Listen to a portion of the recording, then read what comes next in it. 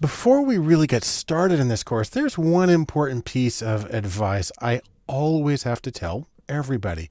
And that is when you're working with data, always do pictures first. The idea is you want to take a look at your data, see what's in front of you, get the context, get the big picture, maybe zoom in on some smaller things, but you need to start with a visual analysis. In other words, first graphs, then numbers. As far as I'm concerned, the graphs are the analysis and the numbers are simply a way of lending precision to the numbers. I always tell my students when I teach statistics that every single thing we do in the class can be done visually. You can graph it or you can calculate it with numbers. That's possible too. But graphs and visuals come first. Now, I can't talk about this without sharing the world's best known example within the statistics community. Is called Anscombe's Quartet. A statistician, Charles Anscombe, back in the 70s, somehow found a set of data that did something very unusual. We have 4 small sets of data here, and what you need to see is that these summary statistics on the bottom, the sample size, the mean, that's the average, the standard deviation, a measure of how spread out things are, the correlation between the two variables, and the regression equation with the slope and the intercept. See those numbers right there? They're the same as those numbers right there, are the same as those numbers right there, are the same as those numbers right there. So, based on a cursory numerical analysis, these 4 data sets are identical. On the other hand, when you graph it, you see it doesn't really hold up.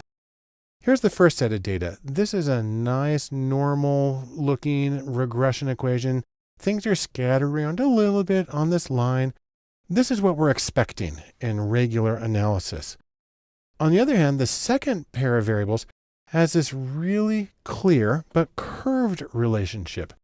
Now, the kind of analysis we usually do is looking for straight lines because that's the simplest possible way of describing an association between two things.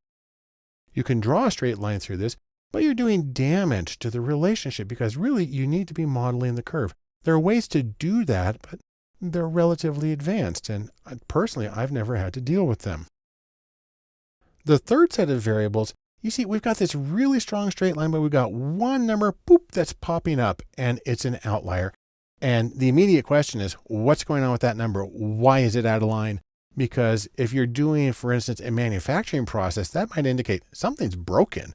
It might just be a sensor, that would be nice, but it could be something about the manufacturing process. Again, our standard approach doesn't deal well with outliers and anomalies, and so you got to be careful about that.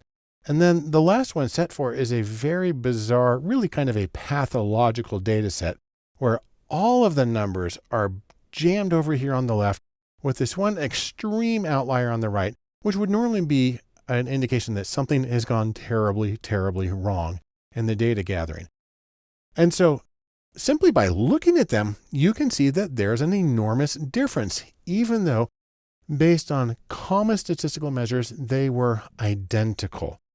Now, these are artificial data sets. Charles Anscombe had to work very hard to find these 4 sets of data, but diverged so much graphically. But closer to real life, there are other reasons why you would want to do a graphical analysis first. So for instance, take this. This is potential data about donations to a nonprofit organization by month. And you can see that on the left side, things are motoring along kind of fine, about $5,000 a month, great. And then suddenly, halfway through, it more than doubles. And it settles down a little bit, then it goes up another 10,000, then it settles down, then it goes up another 10,000, and then it drops by 50%. The graphical analysis, just a simple line here, lets you know we've got things going on and we need to figure out what's making it jump up at each of these times, because maybe we can do more of that. And then also what's making it drop off so much at the end. This is the way that even a visual analysis can guide the follow-up questions and can guide the actions that you take within your organization as a way of better understanding what's happening and allowing you to maximize your effectiveness and your efficiency in reaching your own goals. And besides, there's another thing. People are very good at visual analysis. It's a high information density medium. And so by getting a picture, by getting visuals, you're going to get a lot more insight than you could with simple tables of numbers. And so the moral of all of this is simply always start by looking. Remember, begin with graphs and then follow them up with any numerical analysis that you want to do. In doing so, you'll get a lot more insight and you'll avoid a lot more problems on the way of getting to the information that you need.